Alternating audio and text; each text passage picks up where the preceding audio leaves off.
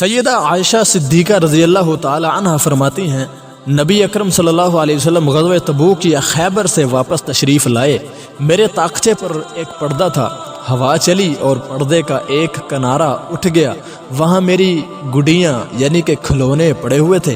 آقا علیہ الصلوۃ والسلام نے فرمایا کہ ما ھذا یا عائشہ، عائشہ یہ کیا ہے؟ میں نے کہا کہ یہ میرے کھلونے ہیں۔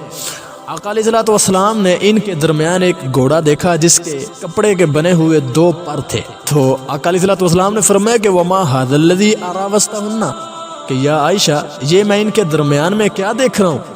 حضرت عائشہ رضی اللہ تعالی عنہ فرمانے لگیں کہ یا رسول اللہ یہ گھوڑا ہے۔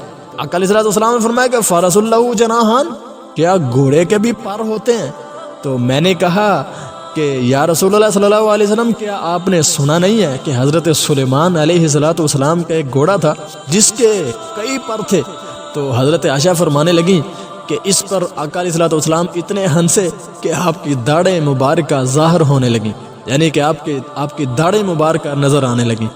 تو ناظرین اور سامعین، یہ دیکھیں میرے نبی کا کتنا پیار ہے اپنی بیوی سے، اور اللہ کے نبی صلی اللہ علیہ وسلم کتنے خوش مزاج ہیں۔ اللہ تعالیٰ سے دعا ہے کہ اللہ تعالیٰ ہمیں بھی ایسے مزاج عطا فرمائے، اللہ تعالیٰ ہمیں بھی ایسی خوشیاں، ایسی مسکراہٹیں عطا فرمائے۔